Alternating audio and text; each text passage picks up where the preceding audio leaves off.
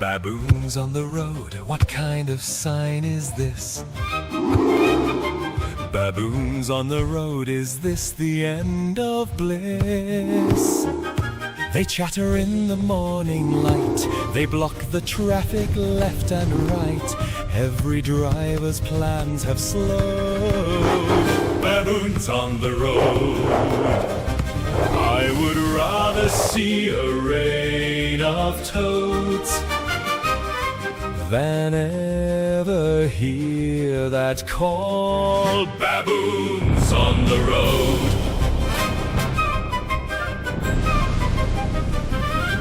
Baboons at the trash heap, digging through the pile.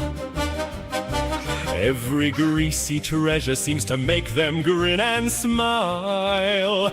Banana peels and pizza crusts, broken boxes, cans and dust. They're feasting like they're dining royally, without a care at all. I would rather see a rain of toast than ever hear that call. Baboons on the road. Good morning, America. How are you? I am Rabbi Dave, and I have a new coffee cup. I'm just WTFing my way through life. Okay. I didn't talk about that last week. I got that at Whaling Days last week. Okay. Good morning, America. I am Friar Rod, and I'm seeing the cup for the first time, and I'm trying to read it with my old man eyes. That's why I'm squinting. Yeah. I'm just WTFing my way through life. Okay. Perfect. Pretty much my description of me. I'm just kind of doing that from 1 minute to the next. We should trademark that. Yeah. Good luck with that. So I had WTF-rocking. I had a plan for the day. I even sent it to Rod. I'm looking at it as I think. And then as I'm sitting here, I'm looking at it. And then I made the mistake of getting up this morning. It was more than that. You didn't just get up. You did something else. Well, I mean, yeah, I made coffee. I went to the bathroom. I took a quick shower because even I can't stand me when I'm in these close. My question is, did you spend more time on X this morning than you did in the shower? So, yeah, I guess I did. Because, all right, the first story that came across my X feed this morning, again, this is not what I was going to talk about. But maybe it'll confuse the bots. Who knows? So the first story that comes across me this morning is this, I don't even know where this happened. Oh, Singapore. What was it, Singapore? Yeah. Tourists killed by volcanoes after defying hiking ban. So in other words, it's against the rules to go hiking on the side of this active volcano. You with me here? Mm-hmm. This volcano that is spewing. Yeah. It's illegal. Unpredictably so. Illegal, against the rules, to go hike on the side of it. And these tourists decided, doesn't apply to us. We're foreigners. And so they went hiking on the side of the mountain. Right? Yeah. Predictably, as if someone would say, well, there is no God.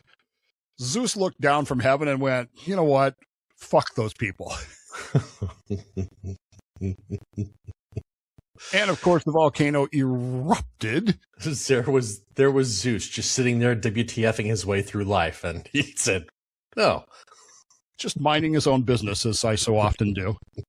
And so the volcano erupted, which isn't, I mean, okay, it's a tragic story. 9 people died, I guess. Some people died. It may have been 9. It may have been more. Who knows? But that's not really the thrust of the story to me, if you will, right? Mm-hmm. It's all on video. Do you know why it's all on video? Because these people were looking for attention? Quote, local residents understand and don't want to make that climb. Many hikers, though, are foreign tourists, and they wish to create content. Well, they succeeded. They did. They succeeded in creating content, which has thrilled me this morning because, look, I'm a big fan of nature. I really am. I love it when people tempt the gods, and volcanoes and sharks and orcas and all kinds of stuff. And so when people die on a volcano, not because the volcano unexpectedly erupted, which is a stupid thing to say, because that's what they do. Like the Spanish Inquisition. Right. I mean, it's easy to, you go to Pompeii, and I've never been, but I watched the documentaries and stuff, and you go, oh, this is so tragic. These people died horribly. But then you realize that they lived at the foot of an active volcano. Yeah. I'd like to point out the fact that while I live in Washington State, I do not live at the foot of Mount Rainier, the most dangerous mountain in America. A mountain that is so overdue for a massive eruption that if you go up there, and occasionally I do, because I'm stupid, you can pick up rocks on the side of Mount Rainier. I don't know if you knew this or not. The rocks are so permeated with acidic volcanic gases that you can literally crumble them in your hands. And people still go up there. It's a national park. You can get a reservation and drive in and go, ooh, isn't that cool? Take pictures. In the wintertime, you can go sledding. You can buy, souvenir pocket knives and all kinds of stuff. And eventually, the thing is going to go kaboom. And there will be people affected. There will be content creators that are on that mountain. I'm 75 miles away. You can walk down the end of my street, turn left, and see Mount Rainier in all its glory. Far enough away that when it does go, we won't be directly affected in the sense of the lahars, the floods, the mud flows, and the volcano, and all that ain't going to get us where we are. But it is going to cut us off from the rest of the world because it will annihilate Tacoma, which means I-5 is gone, which means there's no way to get from here to anywhere else for all practical purposes, which means that we will starve to death up here within a few weeks. So are you a prepper now? Do you have a store of... I mean, I have a pantry full of canned goods. Does that count? No, that's not going to count. Why not? Do you have a means of cooking those canned goods? Yes, I have a camp stove. Okay. And a grill. And fresh water? Well, it's Pacific Northwest. It's going to rain. I mean... Well, full of ash, but yeah. All right. You're going to die, Dave. I'll just have to come to grips with that. I'm going to grieve for you right now.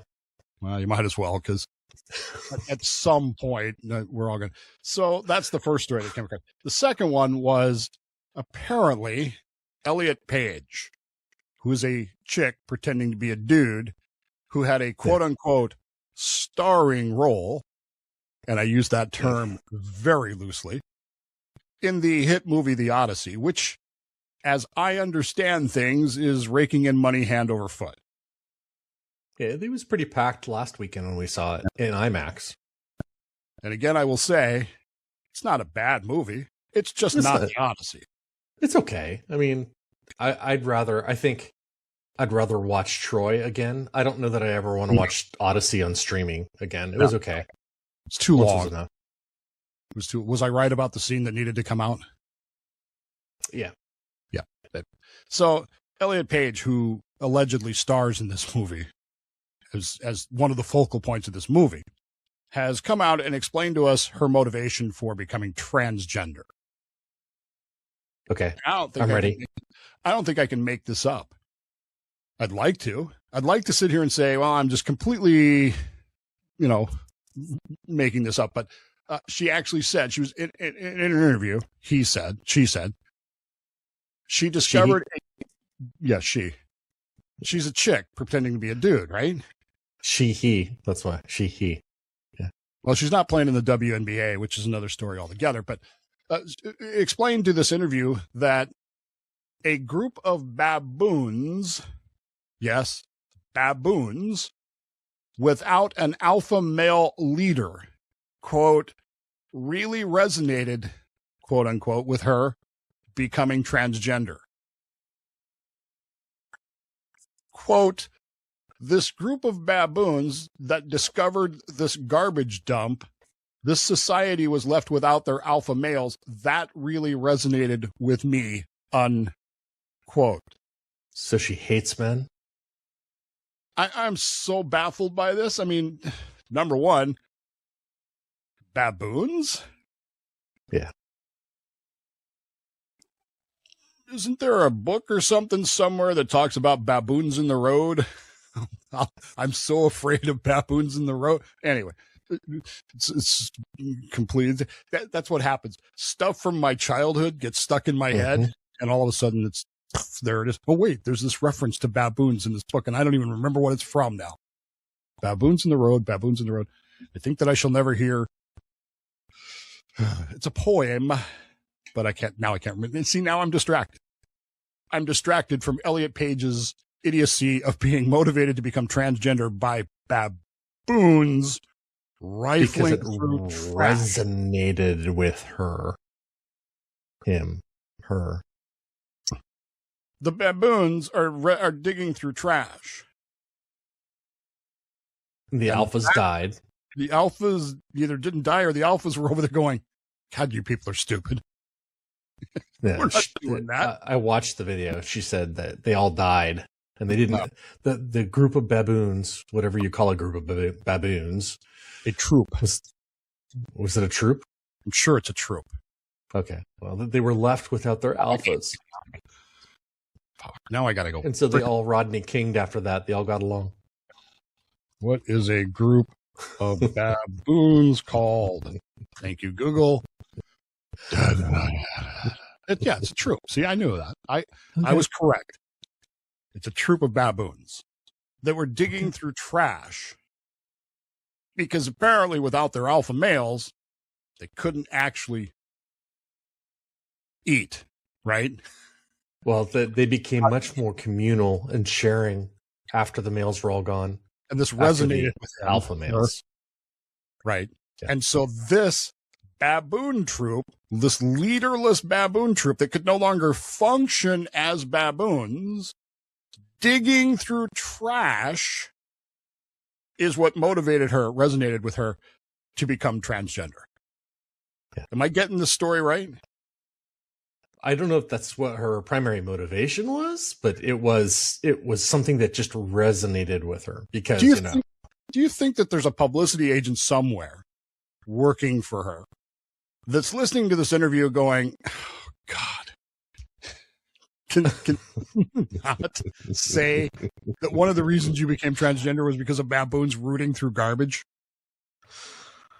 Can you take a step back, look at the big picture and go, hey, maybe that's not the smartest thing to say. Well, that would be one of a plethora of bad decisions he might have made in her life. I don't know. Got her role in Odyssey, and I didn't get one. And Is it even considered a supporting role? I mean, it's almost a cameo in a way. It really was, which is what I said from day one. All of these controversial castings. And was I right about the rapper guy? He actually was not all that much of a distraction. It was actually pretty reasonably good. I mean, it just you didn't even notice cane on the ground. That's about it. They did. I mean, that's how they boom, boom, boom. Rhyme. Yeah. Boom, boom, boom, boom. Maybe that's sorry if that's spoiled it for anyone who hasn't seen it yet. It's a plot spoiler. Sorry. So, of course, all this is in my head this week because I don't know about where you are, but where we are, this whole transgender thing is a huge issue. Mm-hmm. Why, you may say? Because of the WNBA, which I can honestly say I have never watched a game of. I have watched some highlights of Angel Reese traveling and the referees going, what? We didn't see it? Yeah. Sophie Cunningham, the beautiful incredibly talented, gorgeous Sophie Cunningham, who has literally taken Caitlin Clark's mantle as the most popular player in women's basketball and went, I'll take that. I want that. Right? Made a comment that was not anti-transgender. It was simply that women should have a safe space in sports. That's all she said. Transgender people can eat at my table. That's all she said. And of course, this turned into, I would say massive, but there really weren't, protests that started. And up here in Washington, we have a ballot initiative to make it the law in the state that biological males cannot compete in women's sports. It's on the upcoming ballot in November. Obviously, I support that because the only people who don't support that are people who follow baboons that don't have leaders and eat trash. It's just a fact. It resonates with them for some reason. So Sophie Cunningham was here, the Indiana Fever. I'm assuming Caitlin Clark came too, but you'd have never known. She's been out of the news cycle ever since Sophie started pointing at things. Yep. So they were here in Seattle for a game against the Seattle Storm, played down at the arena there, which is relatively near where the shooting that got got their chief of police fired happened last week. That's another story altogether. I don't know. The group of young people. Yes. The gang members who are using guns that are illegal, ghost guns. And oh, by the way, the kid that they've arrested, his gun didn't fire the killing shots. So now they don't know what happened. But we do know they're hunting. We do know that their police chief, keep saying ours, but the police chief was in either Chicago or Dallas. That's not clear. And he's been gone like in 2026. He's been gone like half the time. This is the second major shooting that he's been out of town for. So That's people insane. start asking questions. Where were you? Why were you? And of course, a little more digging has discovered that he can't sell his house in Chicago to move here. You know why he can't sell his house? Because the IRS has an $87,000 lien on it. So, naturally, Seattle has fired and or had him resign. I've seen the letter of resignation. It looks like it's signed in Word with, what is that, brushstroke MT? Yeah. But anyway, I guess he's technically resigned, even though everybody says he was fired. And the good news is they only gave him a $700,000 parachute. Oh, is that all? And my response to that was, well, at least it'll pay off his IRS lien. So maybe. Now he can sell his house. Maybe. Anyway, so the Indiana Fever were here for a game. And the people who are supporting this initiative that Sophie Cunningham has come out in favor of supporting because, keep women's sports women, went to the game wearing T-shirts that say XX/XY, which is the name of their group. They did not say anything. They were just standing there with "Thank you, Sophie" posters. That's all they said. Thank you, Sophie. And somehow or another, which, look, I'm not a big believer that things happen organically like this, because somehow or another, then again, it's the WNBA. So how hard can it be to get courtside tickets? All of these people, that's difficult. Right. All these people had courtside tickets, of course. Big surprise. But however they did it, they were courtside and they were holding up their signs. "We love you, Sophie." It's all the signs said. And people were going nuclear on them, babooning on them. They were babooning on them.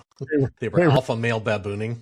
They were just going bananas on these people, screaming at them. There's a guy who used to work for Nordstrom. He doesn't anymore, from what I hear, who was all up in their faces about, being anti-trans and yada, yada, yada.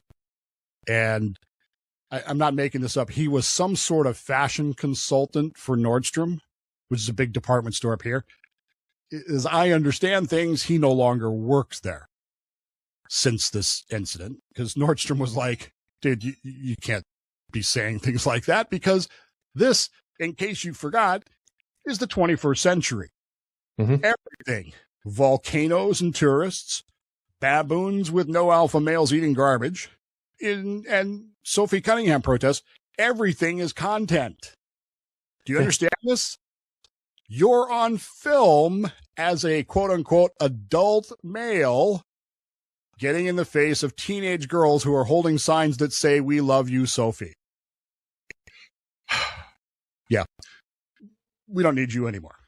And the only thing worse is taking the baseball away from a child at a game. Man, unless you're in Philadelphia, then Sure.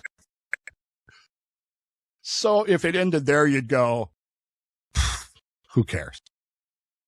But then this old woman wanders by and begins a conversation with these two teenage girls that is, at first, pleasant. Hey, what are you doing here? What are you talking about? Blah, blah, blah, blah, blah. Which then ends in a curse-filled rant telling them that she hopes Jesus forgives them for what they are doing, only much more decoratively than I've put it here. Okay. Language that Jesus himself probably would not have used. If you add these colorful metaphors, as Spock once said, laced into this conversation. Well, she's obviously not a believer, so we should take that with a grain of salt. Well, then that opens up an entirely different thing, but that we don't have time to today, despite the fact that you're a friar and I'm a rabbi. So it turns out that this woman who went on this rant, once again, on video, because everything is content now, is the, quote, co-owner, unquote, of the Seattle Storm. Oh, no. Let me caveat that.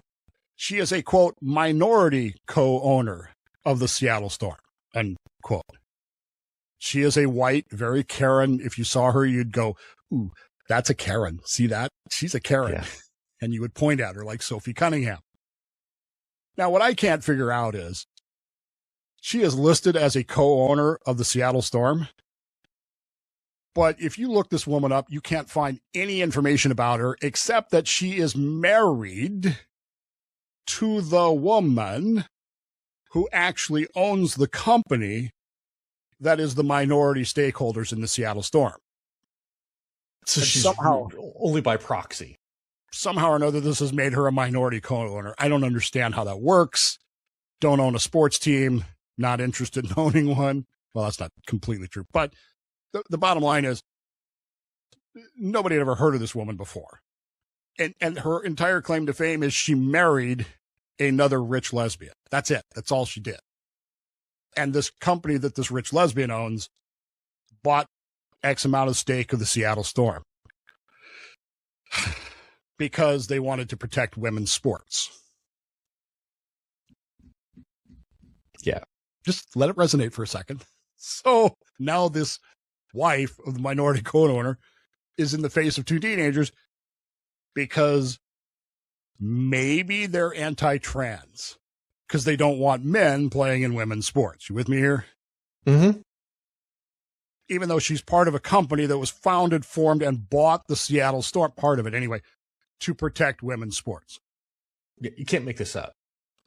It's like baboons rooting through trash, man. I mean, it really is. It's so bizarre. So, needless to say, the WNBA, which has not had a good week, by any stretch of the imagination, they posted the WNBA posted a video of two of its players, Angel Reese and somebody else, making a bet with each other on the game they were about to play. Oh no. Let me say that again because I'm not sure you're getting my facial intensity here. The WNBA's official account posted a video of two of their players making a bet on a game they were about to play. And then went, duh, we shouldn't do that, and took it down. Well, okay, But that's of course, it's the internet, so it's forever. yeah. Then the WNBA steps in and says, you know what, Miss Co-owner, you're suspended for 5 games. You can't go to any Seattle Storm home games for 5 games, which some people, including me, would not necessarily see that as a punishment. We might see that as kind of a relief. Oh, you don't have to go? Darn. Well, now, so We Love You, Sophie posters are going to show up at every game. 2 nights later, she's in Portland. Guess what?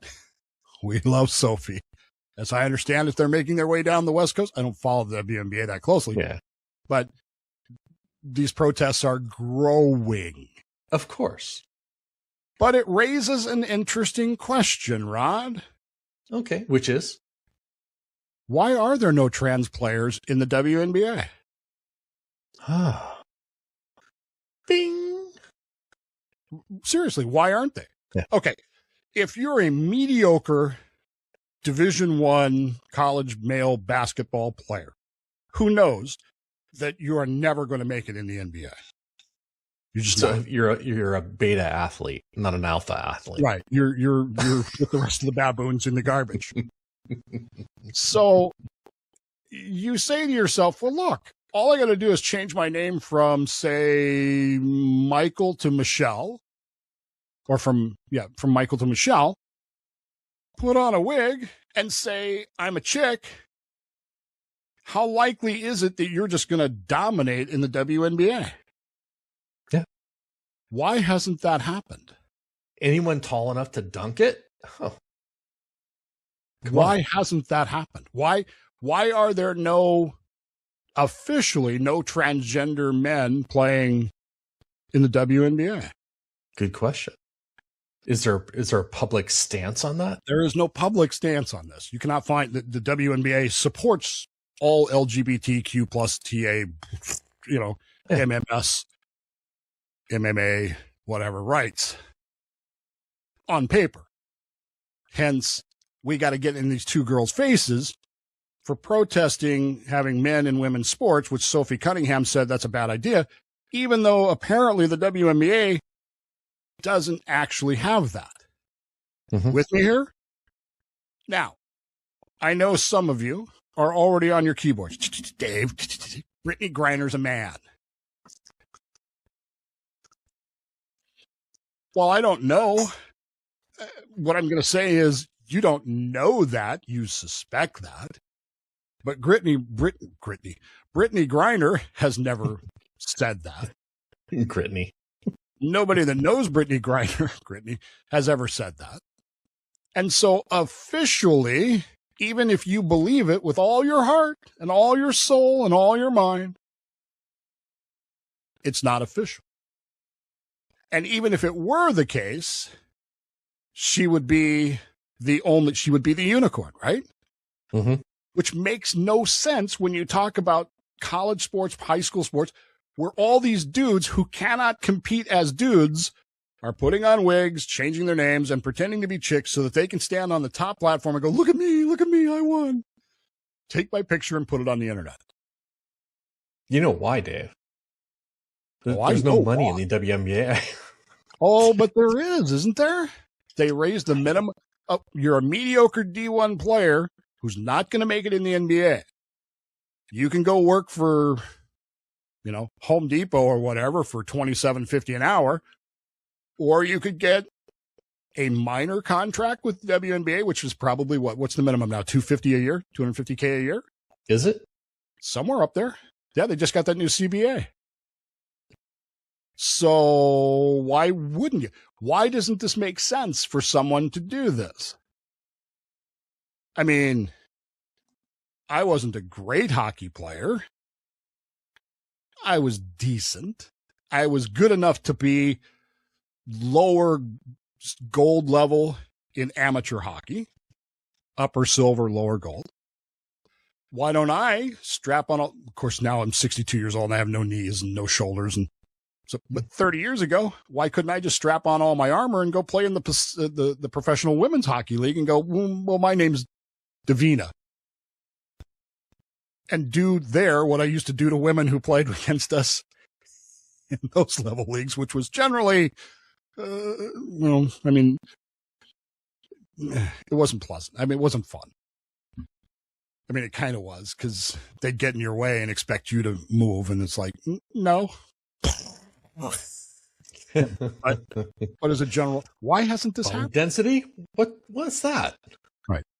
Why hasn't this happened? Why are there no transgender men playing in the WNBA? I don't know. And I think this is purely my opinion based on what I've read online. I believe that Brittany is transgender. Can't prove it. If you are, I'm saying what I believe. I'm not saying what I can prove, so that you can't sue me for it, because I don't know. But you would have a hard time convincing me that she's passable, and B, that there aren't male characteristics there.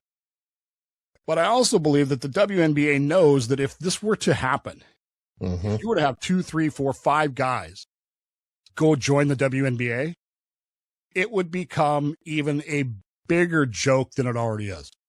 Yeah. Would you pay to go see that? To see mid-level men pretending to be women in a women's basketball league? As bad as their ticket sales are now, they would go. Because nobody's going to pay to see it. Why would I pay to see that when I can pay to see, Bronny James play for the Lakers? Or not. Maybe he's going to get traded to the 76ers. But seriously, why would I? Why would I buy a WNBA package on my television to watch that when I could watch, the NBA, which, okay, it's not my favorite sport, but last year I kind of got more into it than I had in recent years. I'm sorry. There were some reasons for it. But so I think there is a tacit agreement, unwritten, that the WNBA cannot allow this. And that Brittany Griner was supposed to come out as trans. She was probably at some point going to announce, yes, I am actually a dude. But she can't do that. Because if she does, with the whole Caitlin Clark thing and now with the Sophie Cunningham thing, it's going to absolutely destroy the league. So what I think is going to happen is after she, quote unquote, retires, whatever that means, she'll probably announce that. But until then, and let's face it,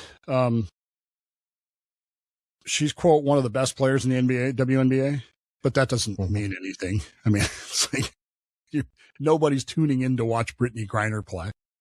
No. We're tuning in to watch Caitlin Clark play, who scored a record 45 points or something the other night. But now they're all tuning in to watch Sophie Cunningham play, which is literally the only reason I would watch it, but I'm still not going to. But it's not stopping the Karens from rooting through the garbage with the rest of the baboons and yelling at kids, going, how dare you? I hope Jesus fucking forgives you for this shit you're pulling, blah, blah, blah. It was bad. Was it? It was bad. Sailor-esque? What's that? It was worse. Sailor-esque? Worse. Really? Okay. Sailors would not have said the things that she was saying to these kids. Okay. They would have said them to each other, but not to kids. Yeah. But she didn't seem to care. And in the meantime, it's like you could go watch. She wasn't a Karen. She was a careless. You could go watch the WNBA if you want, but I got a feeling that it's a lot like watching baboons without a leader rifle through garbage.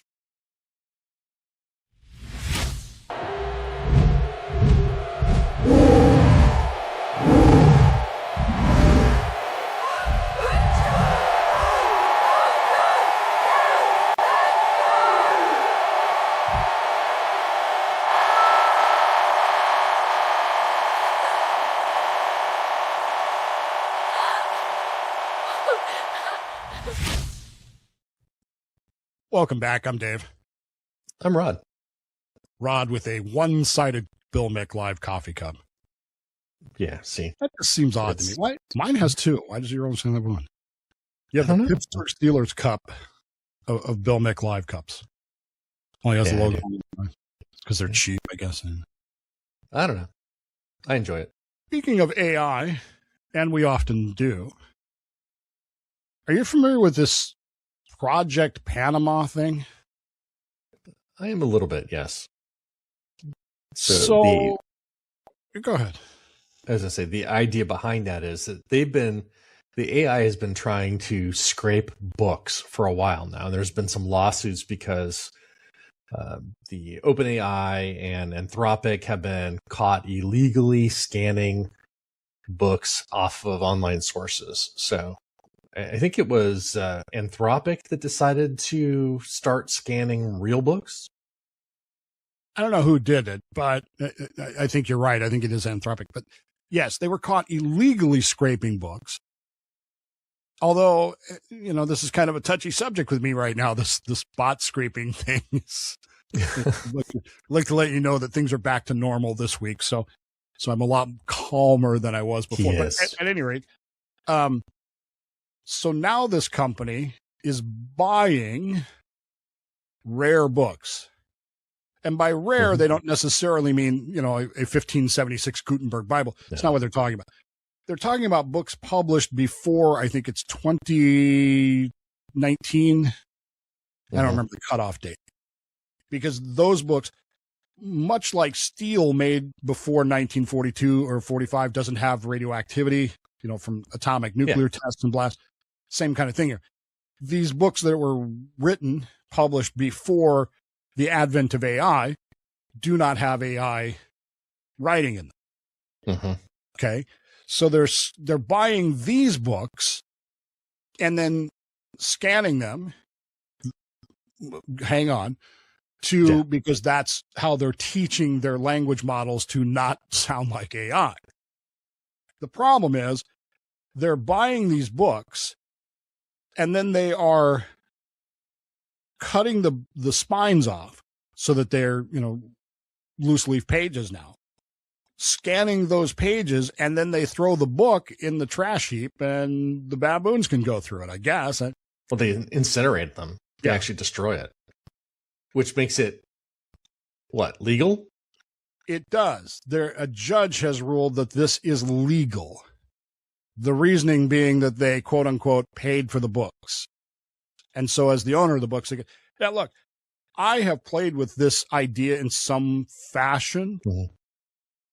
There was a time when I was working on a project that I needed a great deal of data about submarine operations during World War II. See, I have the book right here. It's a big ass book. Got a lot of good information in it. And the problem is it was written in the 1950s. And so its organization is lacking. It doesn't have a great index. The reports that I need are just page after page of stuff. It's hard to. So I went and bought a second copy. Ta-da! And my intent was to separate the pages out and scan them, create a usable PDF that I could then use to do the project that I was working on. And I was talking to a friend of mine about doing this, and his reaction was one of appallment. He was appalled by the idea that I would do this. And so you'll notice that the book is still intact. It drives me nuts because there's no PDF version of this available. There's no online version of this book available. There should be. It doesn't seem that hard to me to take one copy of this, scan it, make it available. There are hundreds of copies of this book. This is not the last copy of this book. I want to be clear about that. Okay. And if it was, I would have it in a safe somewhere because it's a pretty important book. And I paid a pretty penny to have a second copy of it, which now just sits here next to my desk because my original idea turned out to be anthropically bad, as they would say. Am I the only one that hasn't? But when I saw this story this week about them chopping up these books and then throwing them out. Now, look, I'm not naive. I understand that the vast majority of books that are published, believe me, I understand this all too well now. The vast majority of published books they're crap, folks. I read a stat this week. I was talking to an agent this week who explained to me that one of the major publishing houses in this country, United States of America, you would know the name if I told you, publishes books that if you took all the books they publish and averaged them out, the average book that they publish sells, are you ready for this? 12 copies. Ouch. Not 12,000, 12. And I said to him, well, why the hell would they publish it then? Well, there's some business reasons for why they do it. I would never build a business on that model, but it's like spam email. You send out 1 billion spam emails, you get one person to send you $40,000. Is that a successful business? You get one book out of 100 that sells, makes the New York Times bestseller list, even though the politician who wrote it had his campaign buy all the copies, so that it would push it up. What a nasty business, man. Publishing is just it's you think Hollywood is crooked, but you ain't seen nothing yet. It's not a free press. It's not that it's not a free press. It's that they're so used to having absolute control over it. And now the internet has come along and self-publishing and that has much as in the music industry, it has upended the way they like to do things. Yeah. Which is, you send a query letter, you get rejected about 95 out of 100 times. And then if you do get accepted, you basically hand them your manuscript and say, do with it what you will. You generally lose all control of that stuff. Well, with self-publishing now, you don't. And they don't like that. And Amazon, God bless Amazon, has stepped into all of this and said, you know what? We're going to build a platform for self-publishing authors. And we'll only take 30% of your sales if you price between this point and this point. If you price more than that, we'll talk about it. But so, yeah, the world has changed. So anyway, they're destroying these books. And I'm not it appalls me. It really does. The idea that they're doing this is, these are books that for the most part don't even sell at Goodwill. I'll grant you that. This is not classic literature. This is not, and that's another part of the problem. We're not talking about, Homer or Chaucer here. We're talking about Gladys Forsyth, who wrote some romance novels. Well, all the older ones, a lot of those are public domain already, so. Well, and the problem is that to get published, they had to follow something known as the MFA standards. And the MFA standards have destroyed writing. MFA standards have taken things like Sam Clemens used to write, like Edgar Allan Poe, and have reduced it to, this is something that drives me nuts. Have you ever read a book and noticed a bunch of one-sentence paragraphs? Very simple paragraphs? That's MFA, Master of Fine Arts Writing. That's the standards they have set. And if your book doesn't meet that, and guess whose doesn't, they're not going to publish it. And so the option is you give them your book and let them turn your book into that, or you do it yourself and run the risk of Anthropic grabbing it, chopping the edge off it, and that's the end of your book. It's certainly not you anymore.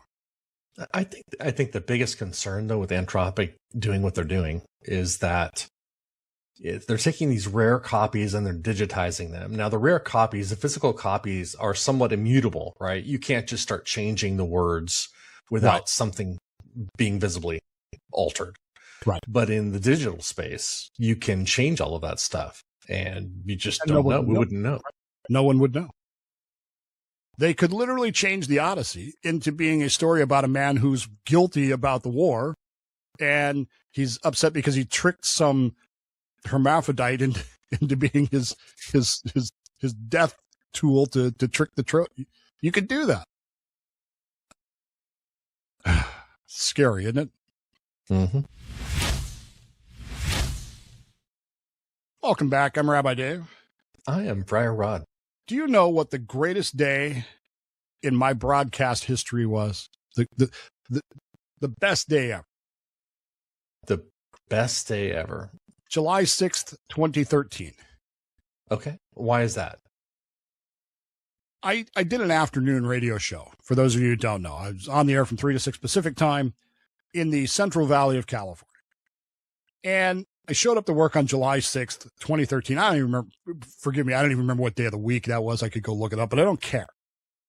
But this is a day that is burned into my mind. It's burned into my mind in a different way than the day Michael Jackson died.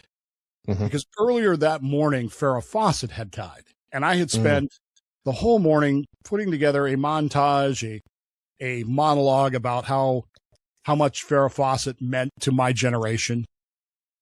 And then literally 10 minutes before I go on the air, Michael Jackson dies. What a jackass. Why do you have to do that? Anyway, put all that aside. July 6th, 2013, at about 11:30 in the morning, as I recall, just as I was getting to the studio. So I used to get there at noon to get things started. Asiana Air 214, coming into San Francisco, smacks the runway short, slides to a fiery stop. Several people, as I recall, were killed, which was tragic, including one that was actually run over by a fire truck on its way to help the thing. No. It was a mess. That's a bad day. Well, it was until you started looking at the news reports, which were just starting to really get rolling as we went live on the air. And one of the local stations, I don't remember which one, broadcast the crew names for the Asiana Air flight. And you probably remember that. You've probably seen this. I saw it happen live. Fortuitously, because I don't remember exactly why, we had not taken the feed. It was just me saying what I was seeing on the television. You with me here? Mm-hmm. Because the bleach blonde, bubble-headed news reporter, who Don Henley sang so well of, who looked like she was shell-shocked, came on to announce the names of the crew members of the Asiana Air 214 flight. And she said, I'm making this, it's on the internet, you can look it up. Captain Wee Tu Lo, First Mate Ho Lee Fook, so crew member Some Ting Wrong. And it was like she was like reading it straight. It didn't click with her. I'm watching this on the television going, what the and I said, those cannot be the right names. No, she says, we have verified this with the NTSB. Oh. Well, of course, it turned out it was a fake name being fed to the studio. 3 producers were fired because they were too stupid to realize they were being fooled. They never read it out loud. Apparently not. But they, quote unquote, verified it with the NTSB. And the NTSB later admitted that a, quote unquote, intern had called the station with the names. They never told us who the intern was. I'm assuming that they weren't an intern after that, but at any rate, it's one of the most classic TV bloopers of all time. Not only did they get the names wrong, but they got away with saying holy fuck on television. Okay. That was until this week. This was the greatest thing until this week. So Mitch McConnell is dead, right? Is there anybody that doesn't believe that Mitch McConnell is... Are they still posting pictures of him online? They have not posted the picture since they posted the one picture that the internet is convinced is fake. Of course, the experts keep telling us it's not. The proof of life picture of him and his wife in the hospital holding the newspaper conveniently. So this picture, this proof of life picture, of course, nobody's seen or heard from Mitch McConnell since then. He supposedly issued a statement about Lindsey Graham that was like 6 pages long. That's probably not true. It was a good page long, multiple paragraphs. And we're supposed to believe that this guy who couldn't even walk and talk a few weeks ago suddenly is able to type all this statement out. We're supposed to believe that. But you could take all of his speeches, upload them to AI, and say, okay, using this writing style or speaking style, give me this paragraph or two on easily Lindsey Graham.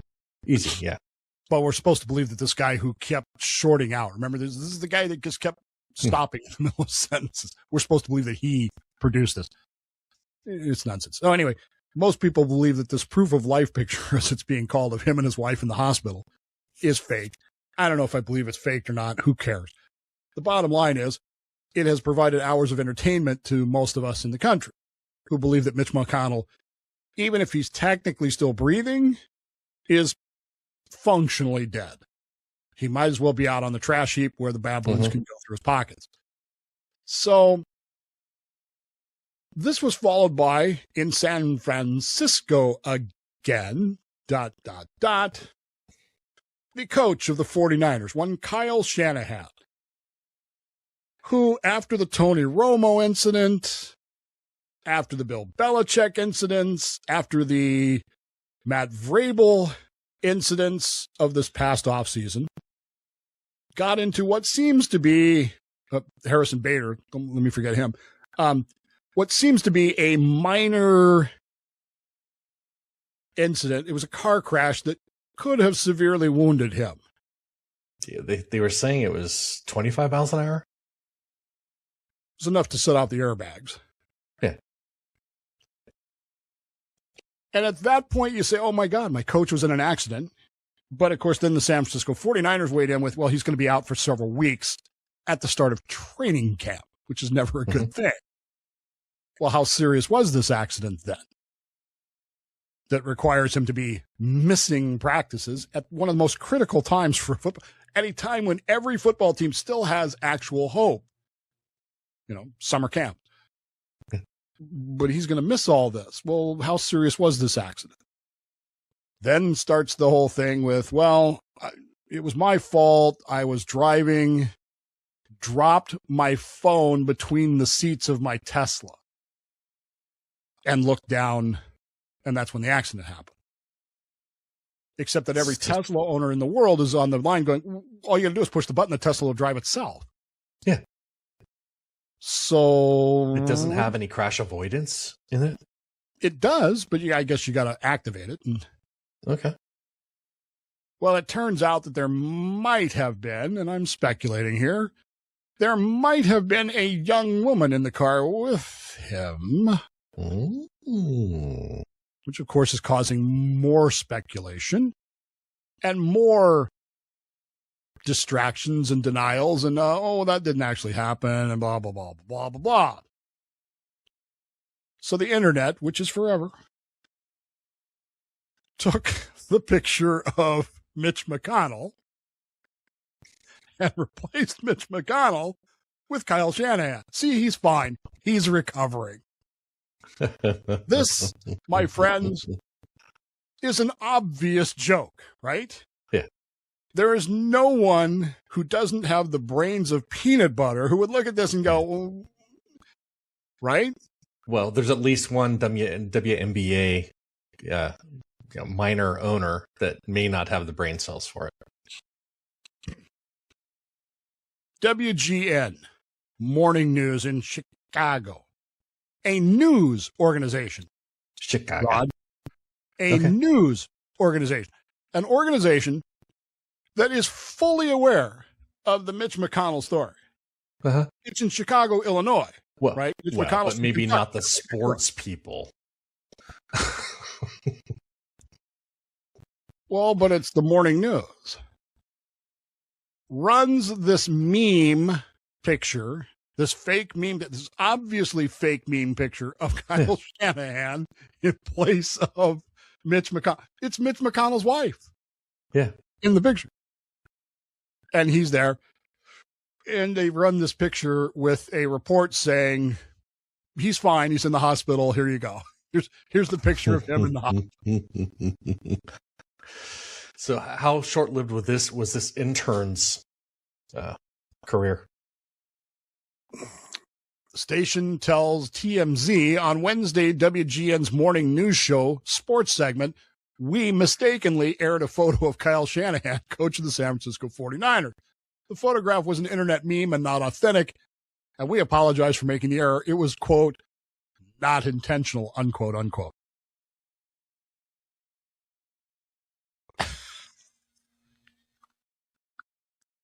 And I'm just thinking to myself, I'm just thinking back to the whole Asiana Air thing. Yeah. I'm thinking how wonderful that was. And I don't get WGN here, so. But can you imagine sitting there watching that? And I wouldn't have been able to watch it anyway because it would have been on at 3 a.m. here. But can you imagine sitting there watching that going, wait, why are they running this? And why is nobody in this newsroom going, wait a sec? Because they're talking heads, Dave. Did it resonate with them? Did they look at the story and go, well, this proves that he's okay? And I'm like, well, I guess there'll be another intern out on the trash heap where the baboons can go through it and pick their pockets as well, with no leadership, because that's what the baboons do when they don't have leadership. They go through the garbage. Does National Geographic have nothing to say about that? Is that true? If baboons don't have an alpha leader, do they just go to the garbage and start rifling through? Or does someone else step up and go, you know what, I'm the leader now? Or a rival alpha gang comes and takes over and... Bingo. So you hear the lamentation of the women and the children. And on that note, I'm Rabbi Dave. I am Friar Rod. This has been just an unbelievably trashy version of... What the Frock? Baboons on the blacktop with a basketball. Passing, dribbling, shooting, they're the champions of them all. One hangs upon the rusty rim, another swats away the win. The referee just shakes his head and blows a useless call. I would rather see a rain of toads than ever hear that call. Baboons on the road. You can keep your floods and locusts, meteorites that streak and glow. Nothing fills my heart with panic like that cry I dread to know.